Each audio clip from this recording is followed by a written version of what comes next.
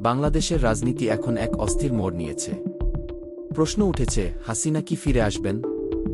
ভারতের অবস্থান খুবই স্পষ্ট। নরেন্দ্র মোদীর প্রশাসন শুরু থেকেই শেখ হাসিনার পাশে ছিল এবং এখনও আছে। আঞ্চলিক নিরাপত্তা, রোহিঙ্গা সংকট, চীন-ভারত প্রতিযোগিতা, সব দিক থেকেই দিল্লি হাসিনাকে নির্ভরযোগ্য বন্ধু হিসেবে দেখে।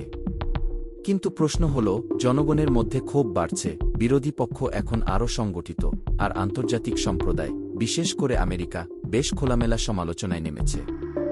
তাহলে কি হাসিনার ফিরে আসা কঠিন?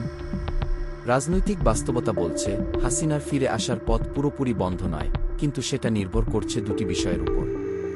এক, ভারত কতটা সক্রিয়ভাবে তাকে সামনে রাখতে চায়।